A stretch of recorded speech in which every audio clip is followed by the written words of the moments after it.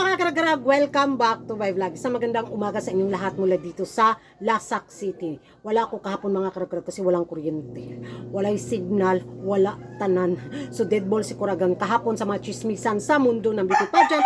Pero hahabol tayo ngayon for today's vlog mga karag-karag. Of course, lumipad na naman akong Thailand at nagbaktas ako pauwi dito sa Lasak City sa mga kaganapan doon sa MUT 2024. Dahil sila nga yung pinag-uusapan ngayon sa mga chismos at mga chismosa sa social media. Nako, pahuhuli ba tayo ngayon mga karag-karag sa mga latest na kaganapan nila na kung saan dismayado ang mga beauty pageant lovers sa kanilang frontrunner na si Opal sa naging communication skills nito. So, sabi nga nila, lack of energy daw, lack of confidence, kanang kulang daw sa kanang delivery of speech niya. May something na missing daw dito sa communication skills ni Opal. So, para naman sa akin, nakichismis lang din ako doon. Hindi ako makagawa ng reaction kasi, spoken in dollars na mga karag-karag, alam nyo naman yung utak ni Kuragan, below 50 the ground lang yung hemoglobin natin sa ating brain cell membrane. So, ibigay ko sa inyo yung reaction kung ano yung masasabi nyo sa kanyang communication skills, kung paka ba, kung wakak ba, or walay or ligwak ganon, or level up ba or upgraded ba or katulad pa rin ng mga previous nilang mga beauty queen pagdating sa kudaan system. So panoorin nyo ang video na to. Let's watch. กรุงเทพมหานคร MUT 40 โอปอ สุชาตา ช่วงศรี Standing here today, I come back not only as a woman following her dreams, but also as the symbol of the power and strength of women.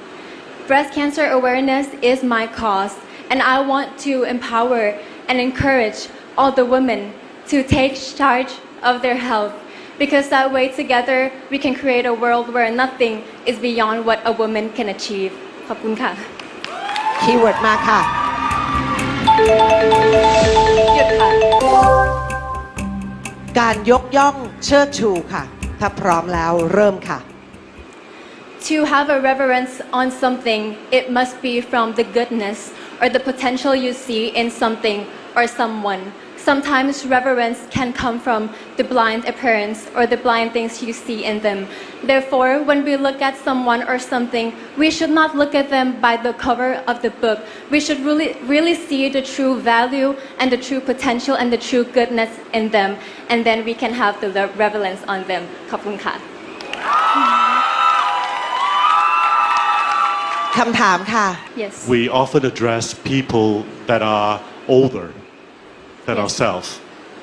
But can we revere somebody who is younger, and why? Of course, we can revere on people that are younger than us. 2 years ago when I competed, people said that I was too young and I was not ready to compete. But I see that the potential you have in you and what you're capable of, it's not what about your age. It doesn't depend on your age or your time. It's about the determination you have and what the potential you see in yourself. Therefore, no matter what age, we can have reverence on the people that we see the potential and the goodness in them. ขอบคุณค่ะ Yan ang mga karag-karag, narinig at napanood na ninyo ang communication skills sa kanilang pinakamalakas na frontrunner ngayon sa Corona sa MUT 2024 na si Opal. So, hindi nga siya nakakuha ng kanyang golden tiara. Ang isa pa lang nakakuha yata sa kanila base sa nasagap ko kahapon yung single mom na kandidata nila. Yun yung nababasa ko sa mga comment section na translate ko mula sa mga Chinese na lingwahe. So, ewan ko sa inyo mga karag-karag kung ano yung masasabi nyo dito sa malakas nilang frontrunner sa kanyang communication skills.